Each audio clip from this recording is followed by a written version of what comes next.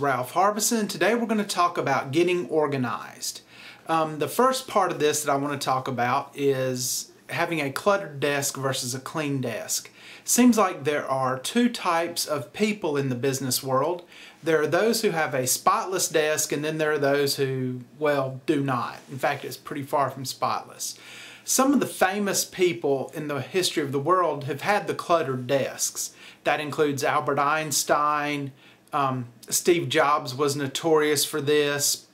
A lot of other inventors, even writers, Mark Twain, were well known for having desks to the point of the messy, not just cluttered, but just ridiculous.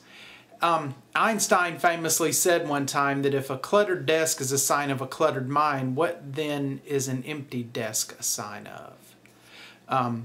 I'm one of those notorious cluttered desk people. I'm not quite as famous as the rest of them yet, but I will be. But no, my desk is typically a wreck.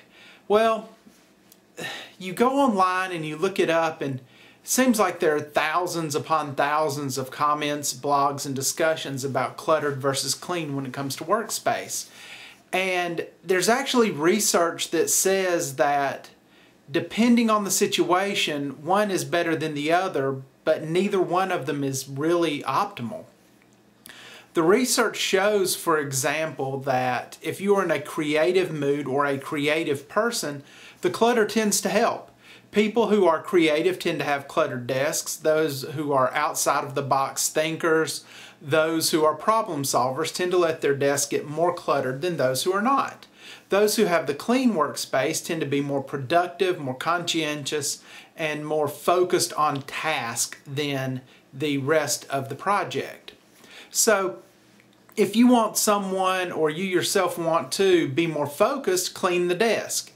If you need to solve problems, let the desk go. I don't mean dig stuff out and put it on the desk. I mean, don't worry about cleaning it as you go. You're going to mess it up.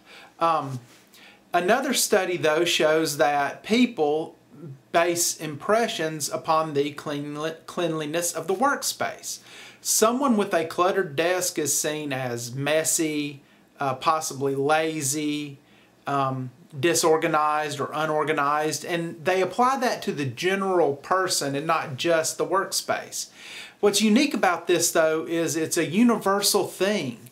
People who know the person in question, work with them, or even friends or family members do the same thing. It's kind of funny. They might know that the person in general is a very neat, very conscientious person, and they still apply those terms to them because of the workspace. You know, so if you want to impress somebody, then you need to have a clean workspace. Then there's the issue that some people just can't function like that. There are some people who get bothered if their place is too messy. Some get bothered if it's too clean.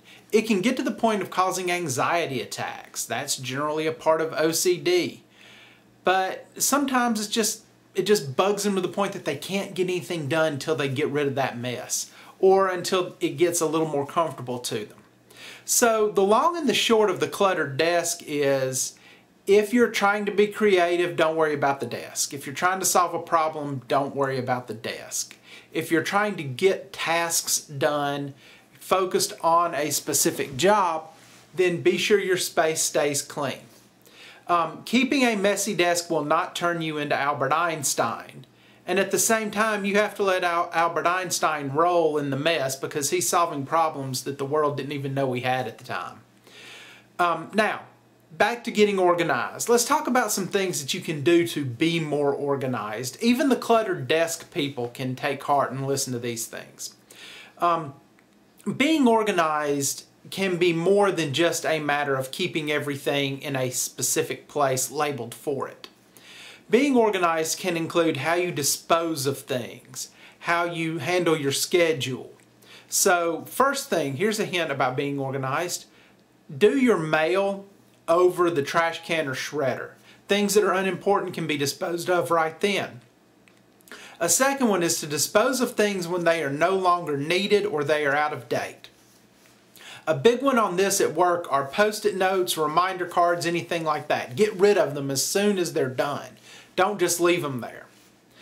Another thing is to put items in the same place every time you use them. You will not lose your car keys if you always put your car keys in the exact same spot every day. Then there are other little tips and tricks that you can do. If you are a cluttered desk person, take the time to weed through the piles of stuff periodically and trim it down. In general, everyone should take 4 days a year, winter, spring, summer, fall, and use them as deep cleaning days where you actually go through your closets, under your bed, your storage space. Get rid of stuff you don't need. Just go ahead and handle it once a year. It won't pile up as bad. You'll have more closet space and life will be a whole lot easier on you to live. Those are just some little tips about being organized, staying organized.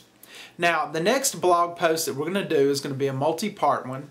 It's going to be one that I've given live before, but I'm going to change it up a little bit and push it as a blog instead of a live talk, mainly because I don't have the video of the live talk to show you. That's a long story, but that's okay.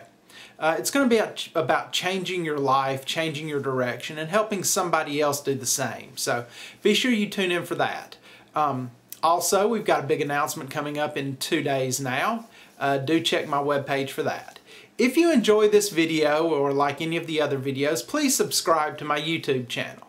Also, if you have any questions or need anything, feel free to contact me at ralph@ralphharbison.com and read my blog on ralphharbison.com to see what we can do to help you out.